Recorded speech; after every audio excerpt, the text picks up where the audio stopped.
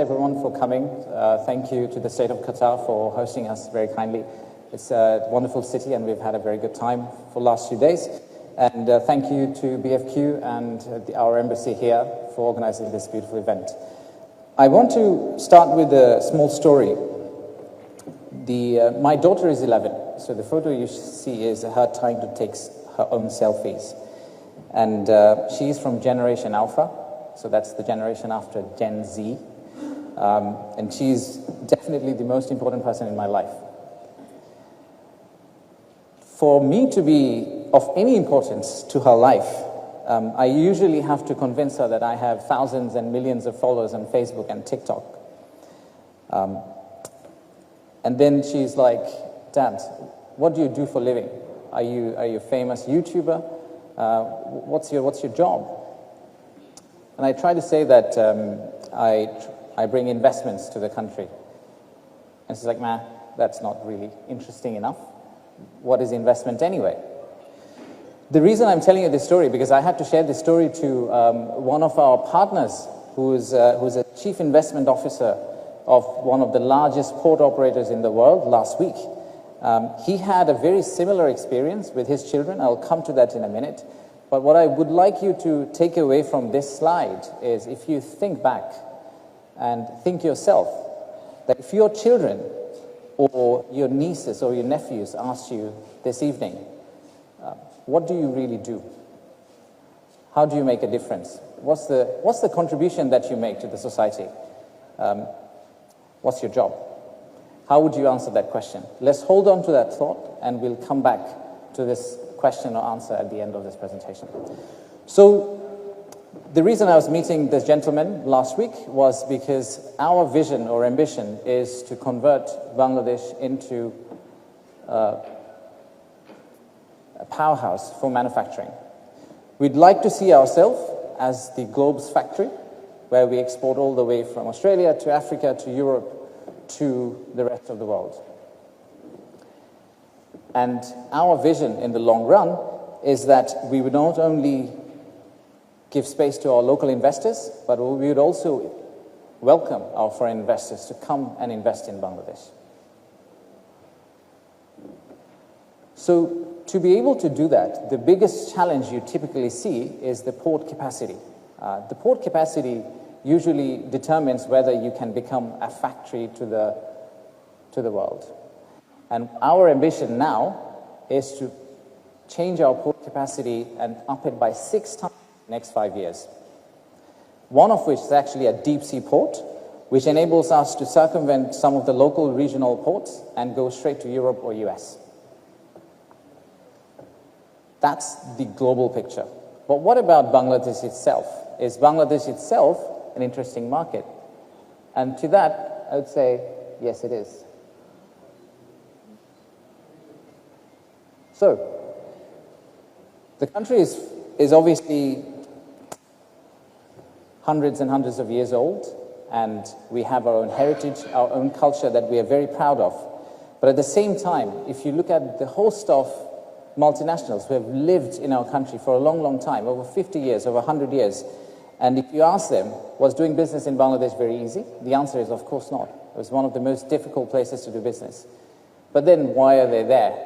They're there because relative to the globe, the returns they get out of Bangladesh are generally much higher than what they get in the rest of the world. So, if that's really the case, is this enough to go for Bangladesh? Why are they getting this level of return? How are they getting this level of return?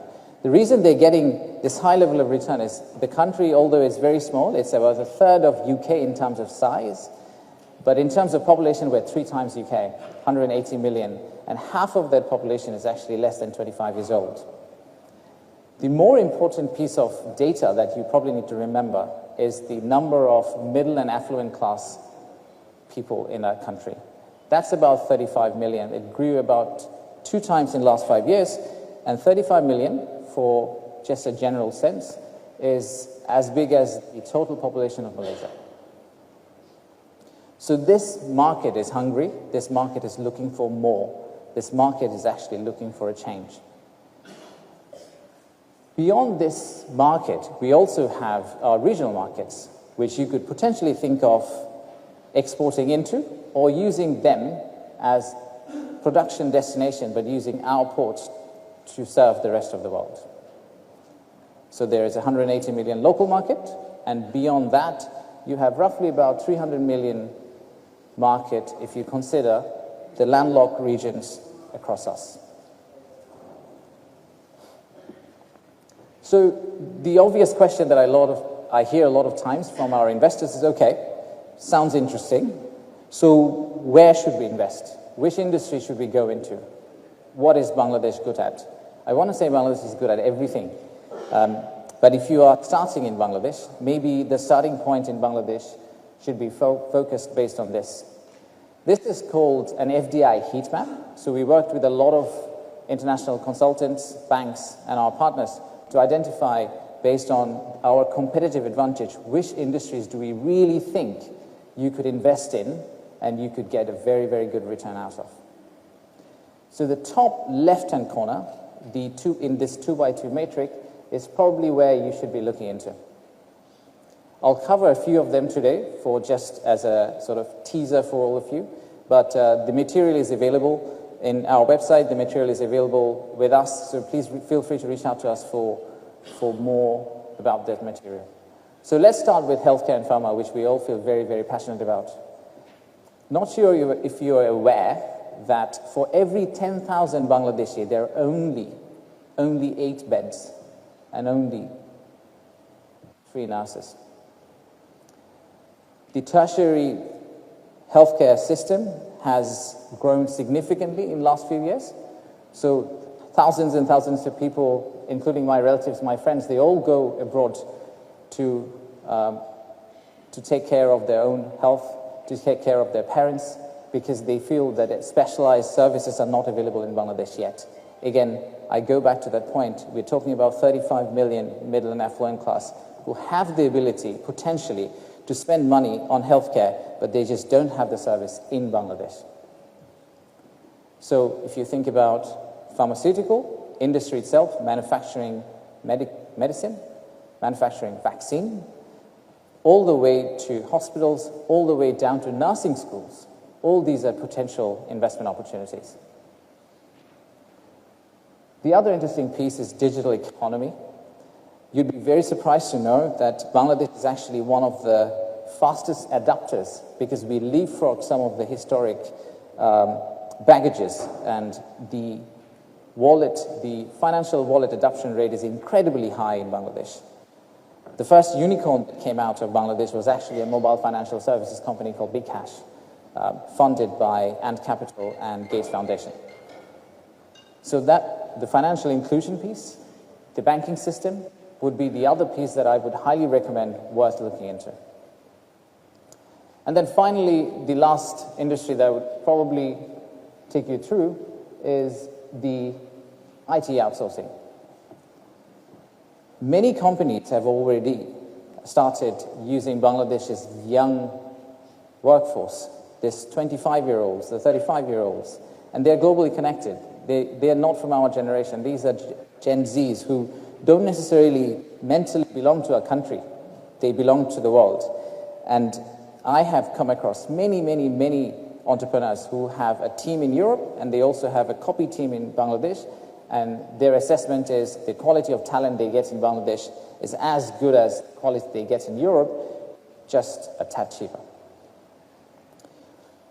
So if you look at the overall IT outsourcing industry, that's almost about $800 billion. Bangladesh only gets $2.6 billion. That's roughly about 0.004% of that pie. But the total youth of Bangladesh represents roughly 4% of global youth. Clearly there's a mismatch, and clearly there's an opportunity. There are many of these sorts. I'm not going to go into each of these industries, but I'm going to quickly touch upon one other point that is probably interesting for the investors who are looking at Bangladesh for the first time. As you probably know, we are a government of technocrats at this moment, or the government of geeks, and we have been working really hard to improve the overall investment climate. We spoke to hundreds of CEOs who are already in Bangladesh and came up with a set of deliverables that we would like to finish off by December. Some of them are short-term targets, some of which are here on the list. Some of them are long-term policy reforms, which we think will change the landscape. But these are policy reforms which you have to put on track.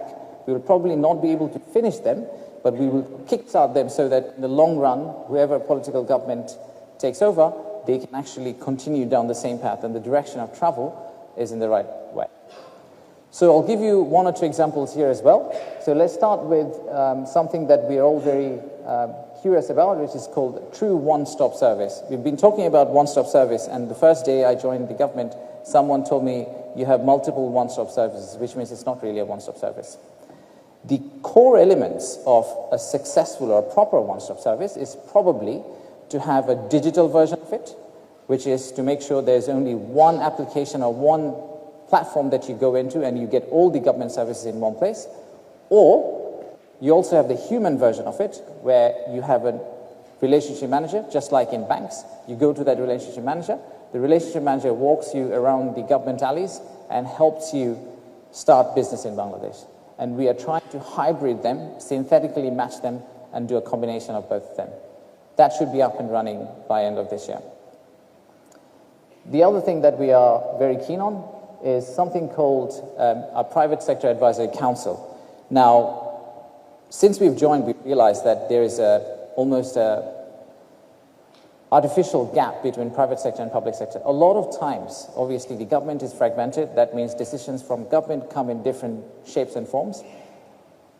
Sometimes the government is actually keen on helping the private sector, but the decision they take, which they take with completely good faith, they think that this is the right thing to do for private sector, is actually not the right thing to do for private sector. Private sector doesn't believe that was the decision or strategy government should have taken to help them. So there needs to be a bridge between government, potentially the head of state, and the private sector. And our idea around this is we are actually building something called a Private Sector Advisory Council, which will advise directly to the head of state on a regular basis, sit with them informally, and try to give them the feel of the ground, so that we remain grounded and we remain honest and accountable to the private sector. So these are some of the examples of what we're trying to do, and that's why we think this is probably the best time. If you had ever considered Bangladesh as an investment destination, this is probably one of the best times to land. And if we are able to do all of these, we are pretty confident that eventually we would become the working for the world country. What do we mean by that? We mean by that we'll be working for the world digitally, and we'll also be working for the world physically. And with the port capacity, our ambition to link the East and West, our ambition to bridge Himalayas to Bay of Bengal, we don't see any reason why you should not be thinking or running to go and invest in Bangladesh. So now let me take you back to the original story that I was talking about and tie it up all together. So when I met this gentleman, he's a Dutch gentleman, he was telling me that during Easter holidays, he had his son and his friends who were staying with him over the weekend. And they asked him the same question. So what do you do? He said, I'm the chief investment officer for one of the largest port operators in the world. I said, what does that even mean? And funnily enough, this port operator who operates in 63 countries, and they haven't even started in Bangladesh, they're looking at Bangladesh as an opportunity, and they've been working with us. He ended up giving the example of Bangladesh. He said, well, I am working to build a port in a country called Bangladesh, and when we build a port, on an annual basis, this amount of goods will be shipped.